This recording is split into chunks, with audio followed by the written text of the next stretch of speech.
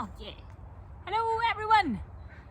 My name is Jen and here I am once more for another video on planting day seeding square. So next up we are doing beets. So I've got two kinds of beets, and once again this is all the seeds I'm using this year are courtesy of West Coast Seeds. They so kindly gifted me a care package and I am loving it and using it and sharing with you. So we are going to do jewel toned beets. So this one is lots of different colors of beets, which I'm really looking forward to. I haven't tried these ones before.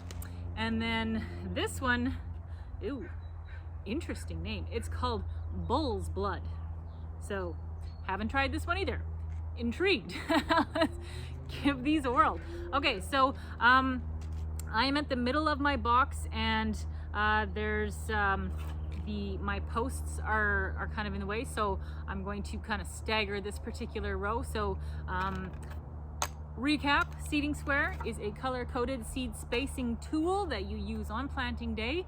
It maximizes your space by giving each plant the exact amount of space that it needs to thrive and survive, and there's nothing wasted, so you don't have room for the weeds, and any weeds that do show up are really easy to spot because they're the only thing that grows out of formation, because everything is in perfect little grid formation, so it makes weeding easy to spot and easy to do. So fun little extras that we discovered when my husband and I, we created Seeding Square in our own little garden for the first time as frustrated new gardeners trying to figure out how do we do this.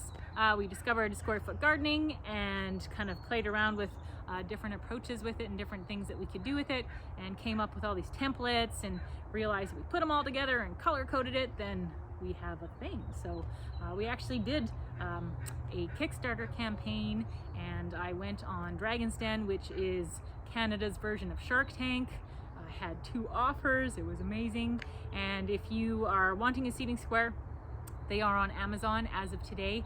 I hit 2,300 reviews and I have a 4.8 star rating. So people really like Seeding Square, which is awesome, because being able to put something out there that makes growing food fun and easy for everyone is pretty amazing. So I'm happy to be able to share that with the world. So today, beets, that's what we're doing. Getting down with the beets. Sorry, a little pun, had to be done.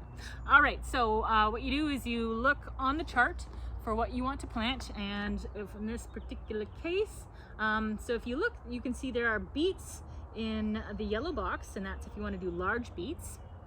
And then also beets are in the red box too if you want small beets. So I'm gonna go with small beets because I think they're probably a little more tender, and we're gonna go that route. So we will poke the red holes on the square and plant some beets.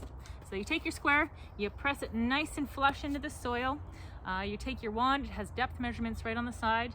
You'll look at the back of your pack and it usually will tell you how deep to plant.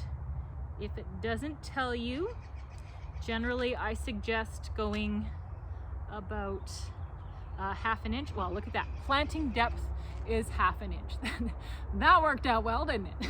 Okay, so half an inch is how deep we'll go. So you take your wand and there's depth measurements on the side. You just pinch the point you want your holes to go and you poke those on in. Keeping in mind, this is soil. There are going to be little clumps and bumps and variations, so it's not perfect, and that's okay, because the seeds, they want to survive. They want to grow. So if there's a little discrepancy in how deep your holes are, it's no big deal. So we're aiming for about a half an inch. The square itself is about yay big, so throw that a little bit extra on your measurement, and off we go, poking the red holes. And I give a little bit of a spin just to try and keep that hole from, because little bits of the soil will fall into the hole. To avoid that, you can have your soil be a little bit more moist, and then that will keep the holes in formation. Actually, I'll just put this over here so you can see. So you've got your 16, oh, so I make a mess of it. So 16 little holes here, and that's ready for your beets. Now you can seed it directly through the square. Oh my goodness. You can seed it directly through the square, or you can put them in the holes after your square is removed. You can also use the, there's a spoon on the end of your wand here. You can use that for scooping the seeds and using it in combination with the funnel to get your seeds in the holes. Or you can just put the seeds in your hands and plop a couple into each hole. And I say it kind of depends. The root is depending on the size of the seeds. So these seeds are pretty big as compared to some of the others. We did celery earlier. Oh man, those things are tiny. So I would definitely use a seed spoon for celery seeds or carrot seeds. But the radish seeds, here, let me show you. Hopefully you can see. Maybe you can see. So they're a little bit, they're fairly large. So they're easy to handle, and I try and put kind of 2 or 3 in each hole. You won't always have them all germinate, so if you put more than 1 in each hole, that ensures that you will likely have at least 1 come up in each hole.